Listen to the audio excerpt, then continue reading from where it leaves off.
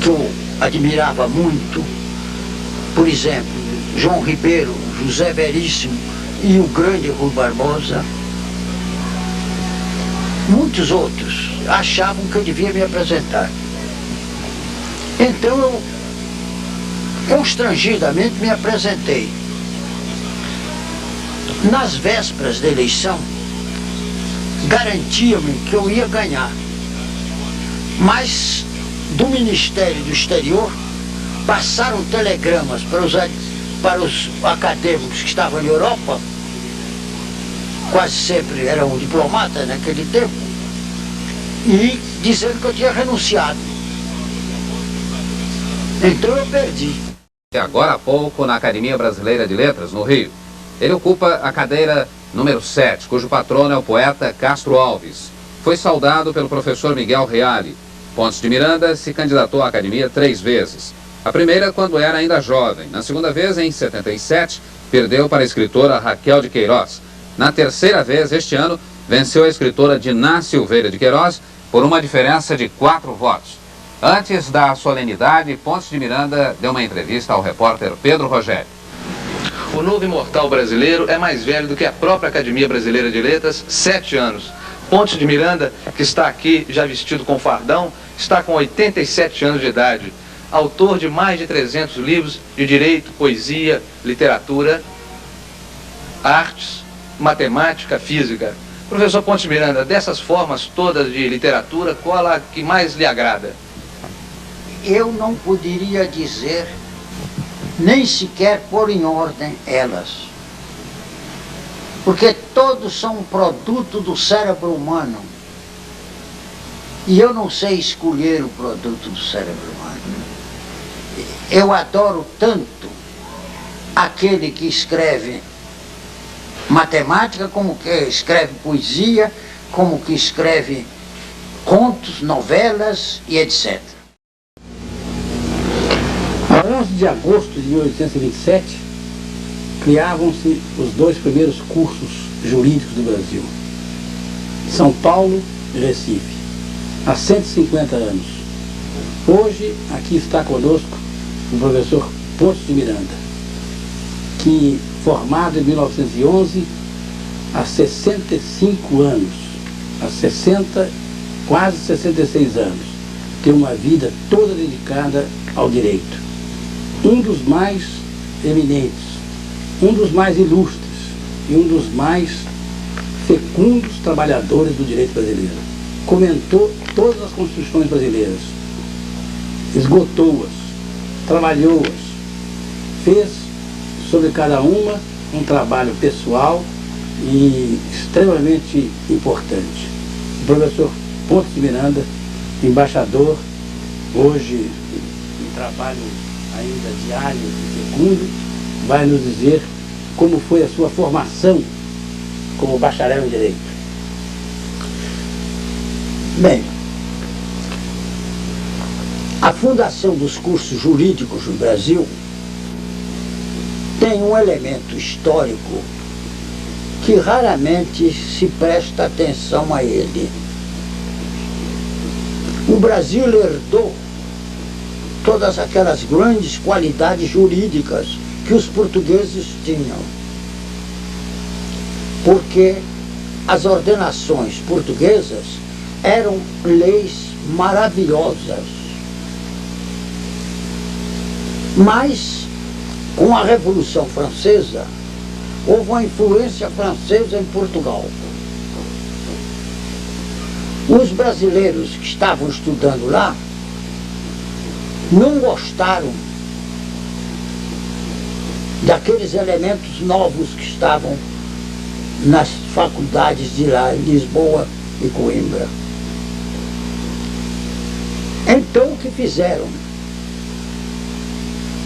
Os brasileiros quiseram que fizessem um curso no Brasil. E eles tinham razão. Porque o Brasil continuou com todo o direito de origem visigótica e romana que tinha em Portugal, de modo que Portugal fez códigos com influência francesa. E o Brasil não. Só em 1916 saiu das ordenações filipinas.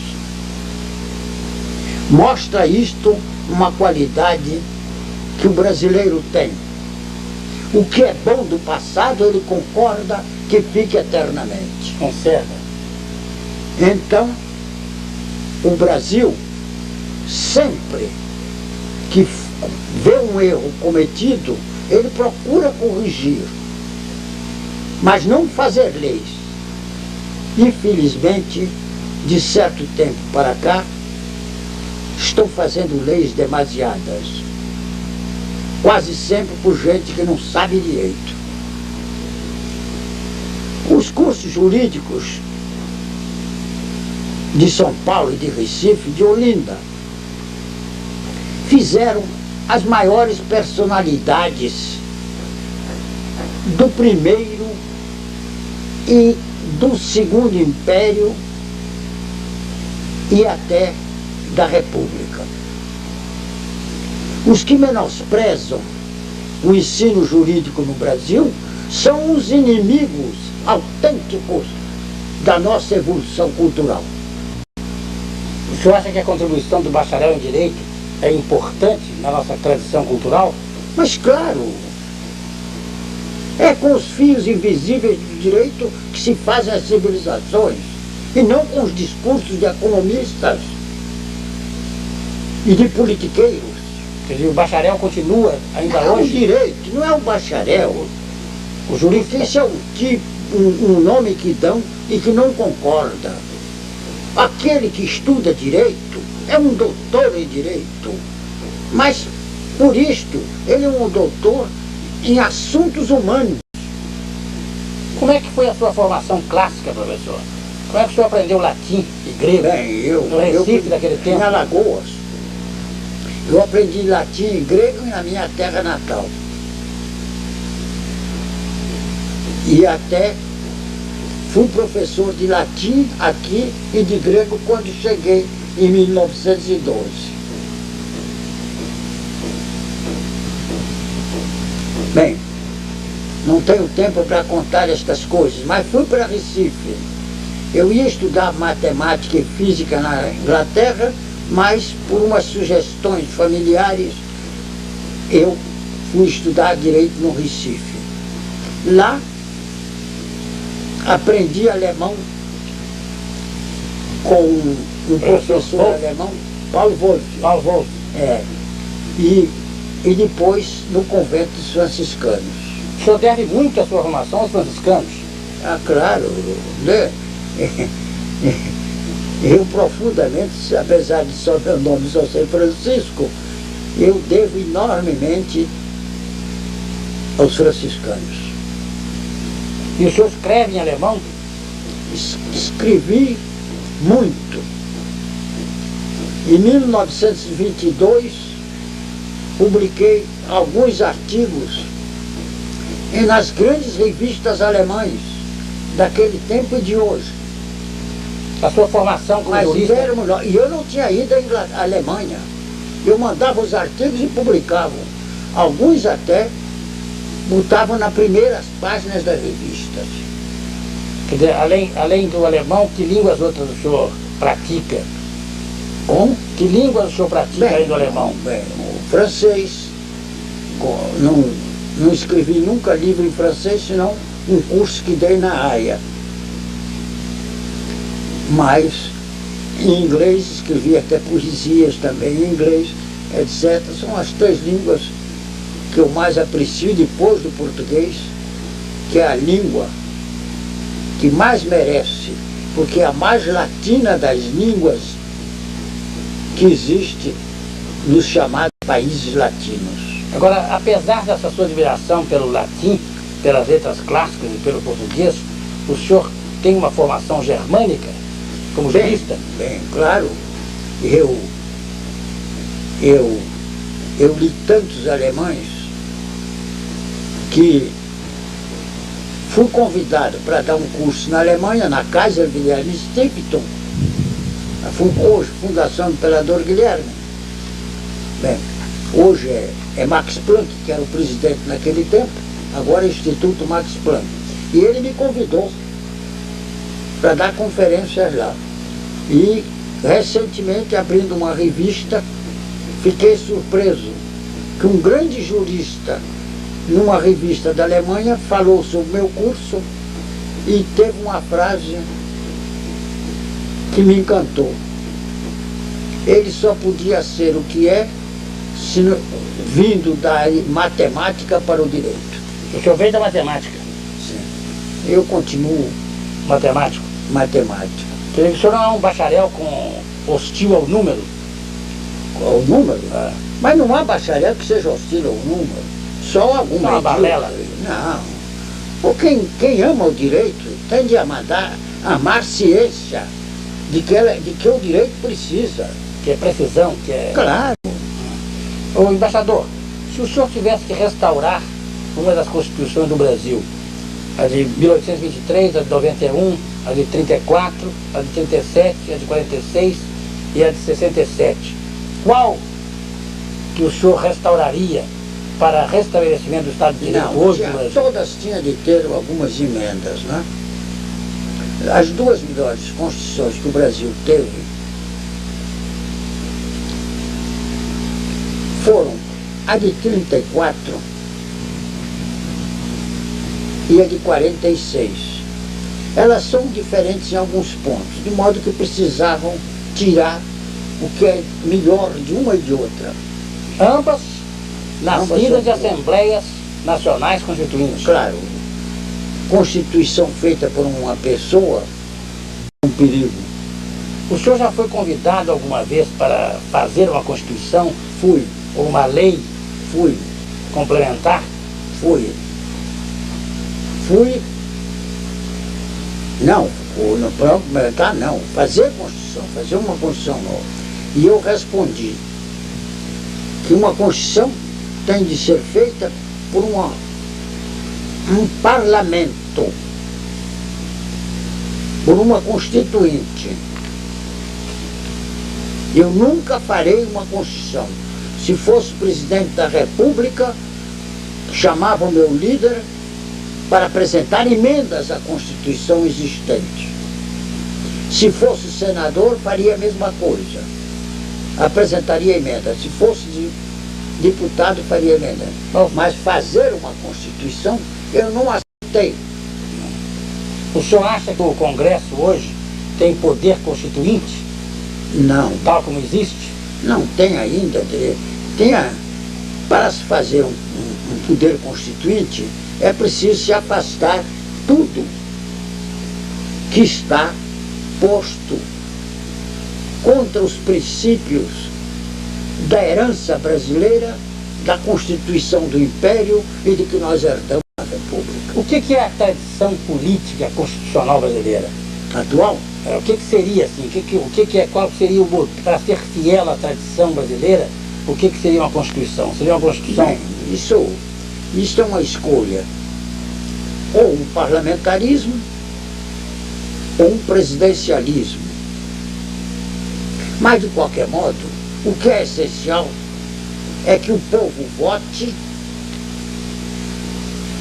e os constituintes, recebendo esta sugestão do povo, façam uma Constituição, não admitindo que ninguém force a botar uma palavra no texto.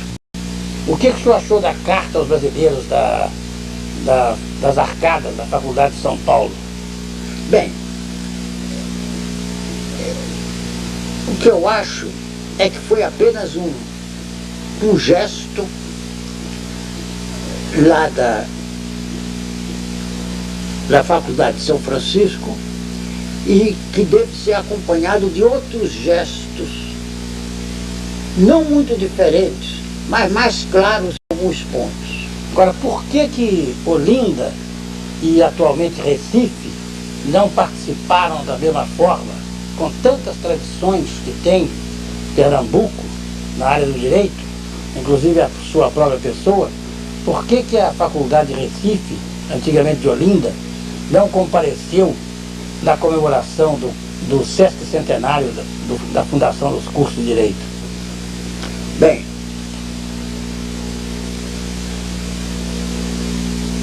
eu tenho uma grande saudade do Recife, imensa saudade.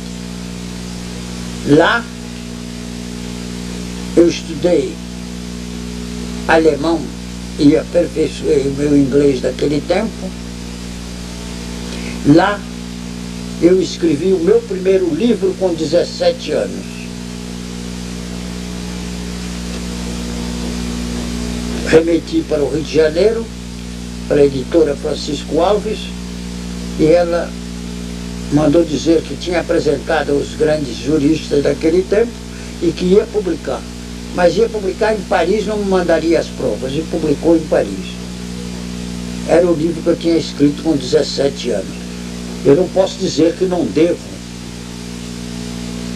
ao Recife o que tenho muito dentro de mim, mas não quero comparar o Recife de hoje com o Recife até 1912. O gesto dele não mudou a paisagem cultural. Esse esforço para o desenvolvimento do Nordeste. Não, precisa. Lá tem grandes professores hoje, lá. Mas é preciso que o professor não tenha influência política. Porque ele está ensinando direito e a ciência do direito. E não está observando o lado esquerdo, o lado direito ou certo. Você está preso a ideologias. É, ideologia. Agora, o senhor acha que existe um direito brasileiro? O direito brasileiro, apesar de todos esses erros que cometem com essas legislações, eu vou dizer, as legislações detestáveis, erram na terminologia do direito, dizem coisas que vê-se que não daria nem um exame de primeiro ano de direito, mas o direito, apesar de tudo isso, o direito brasileiro ainda é um dos melhores do mundo. O senhor conheceu o Rui Barbosa, embaixador? Muito amigo dele, muito amigo dele. Fui muito amigo dele e ele exatamente sobre o meu livro, um livro meu que saiu logo depois desse, ele fez um elogio que consta aí. Bem, eu fui amigo de umas grandes pessoas de que me lembro e fico emocionado quando me lembro deles. O senhor acha que o Brasil decaiu no plano cultural em relação a esse passado? Mas evidentemente, nós fundamos um Instituto Brasileiro de Ciências. Eram as maiores personalidades do Brasil, de Manguinhos e todo lugar. Nesse instituto só se podia publicar o que fosse descoberta. Então, o grupo tinha de aprovar. Se tivesse uma pedra negra, não se podia publicar no boletim. O boletim foi uma maravilha, só tem descobertas. Vendemos tantos os boletins para o estrangeiro que pudemos, no instituto, que eu só vou dizer algumas pessoas que estavam lá. Gustavo Hasselmann, Carlos Chagas, bem, Oswaldo Cruz, não, outros, eu quero dizer mais outros. Bem, Tobias Moscoso, provavelmente. E também, o que é de grande importância, até o Santos Dumont. Até o Santos Dumont ia lá. Compramos uma casa para um instituto lá em Botafogo. Um dia, queimaram o livro do tabelião em que figurava a nossa compra. Entraram na casa e jogaram fora toda a documentação que tínhamos. E assim foi fechado o Instituto Brasileiro de Ciências. O senhor pertence à Sociedade Brasileira para o Progresso da Ciência? A SBPC? Não. Não se interessa pela sociedade? Não, eu me interesso, se por ciência eu me interesso muito. Eu leio não somente livros de direito, como livros de biologia, de todos os outros, né? Quantas horas o senhor trabalha por dia, embaixador? 7, 8 horas. Escrevendo? Escrevendo. E lendo? E lendo. Agora, o que o senhor diria hoje, como mensagem, como se o senhor tivesse, assim, como orientação para um jovem estudante de direito, um recém-diplomado em direito, alguém que queira dedicar a sua vida ao direito hoje, o que o senhor diria? Depende dele se especializar em alguma coisa útil para a profissão. Quem tem meios para viver somente seu trabalho intelectual é uma coisa, mas que estuda direito para ter uma profissão, ou precisa preparar-se para ser advogado, ou preparar-se para ser juiz, e mesmo preparando-se para advogado, tem de especializar-se. Direito penal, direito civil, e assim por diante, até tributário e até... De modo que é uma especialidade. Quantos livros o senhor escreveu, embaixador? Uma porção deles. Só uma obra tem 60 volumes. Mas comentário à Constituição, tem título, e comentários ao Código de Processo Civil. É uma biblioteca? Tem muitos livros de sociologia, de política científica. Há vários livros. É muita coisa. Hoje raro. Inclusive um que desapareceu. Que gostaria que, uma vez que isso é transmitido, alguém encontre. Porque roubaram de todas as bibliotecas do Brasil, inclusive os 2 exemplares da minha casa. E é um livro que eu não posso refazer, porque era um livro que tinha os testes que eu fiz das grandes personalidades do Brasil. Qual é? Como é que se chama? Método de análise sociopsicológica. É um exemplar. É uma medida do que a sociedade põe dentro do indivíduo e que se soma. E eu fiz os testes de grandes personalidades. E tem o discurso de Porto Carreiro, em que ele termina no Congresso de Neurologia, Psiquiatria e Medicina Legal, aqui no Rio de Janeiro. Ele fez uma exposição só sobre o meu livro, o discurso, e termina dizendo: o meu teste feito por este livro é perfeito. Mas desapareceu o livro.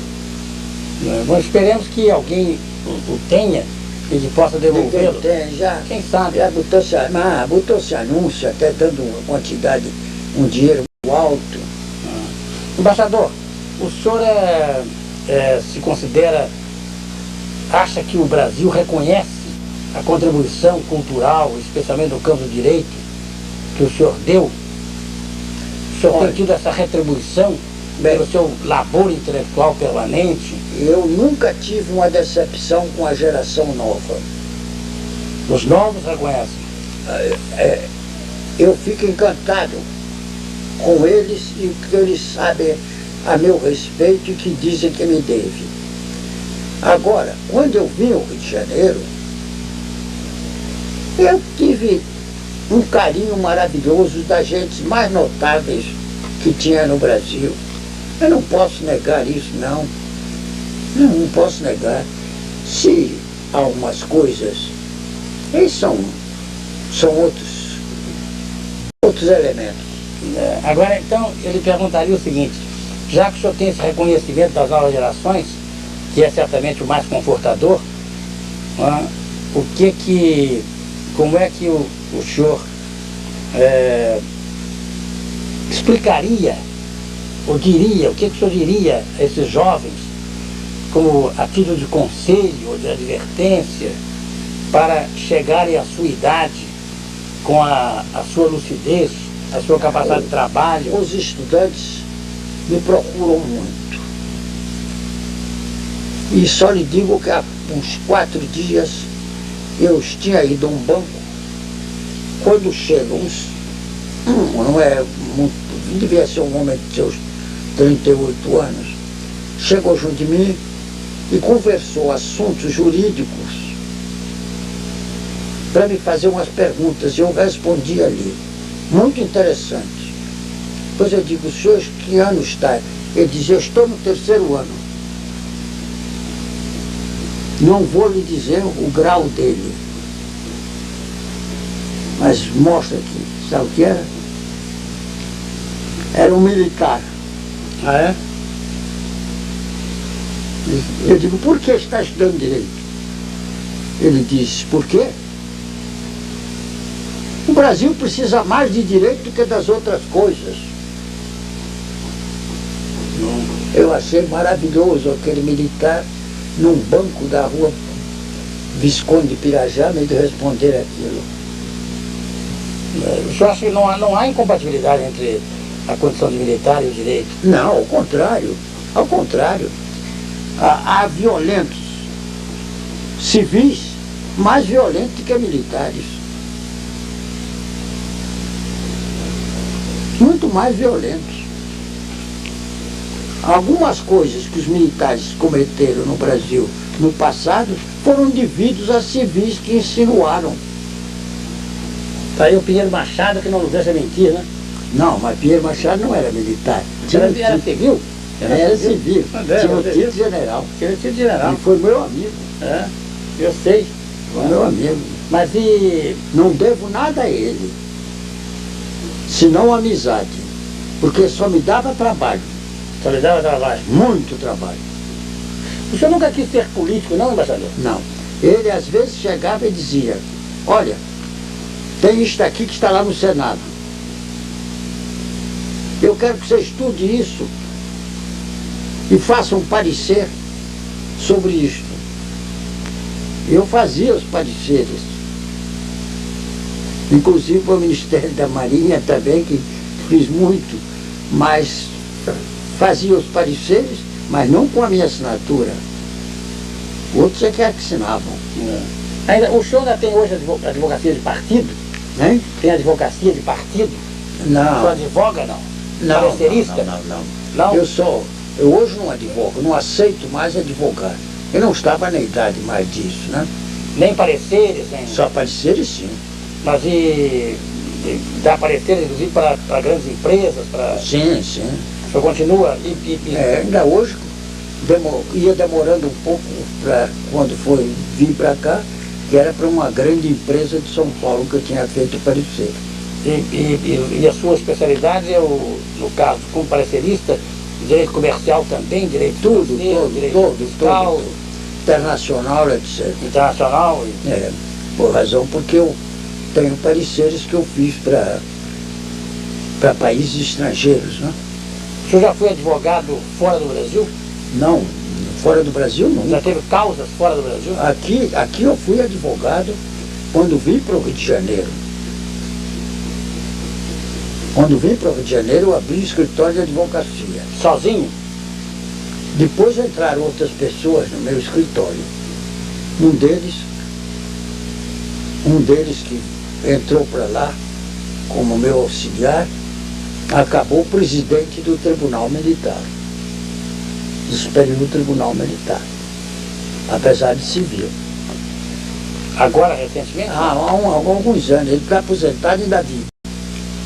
Embaixador, então, eu agora lhe pediria que dissesse essa palavra final para os seus jovens colegas que têm no senhor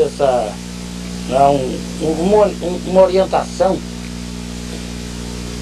Eles me pedem muita opinião.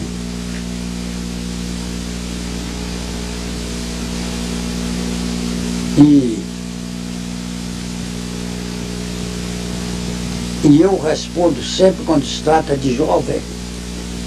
Eu dei ordem sempre, a minha secretária, quando estudante, pode mandar subir.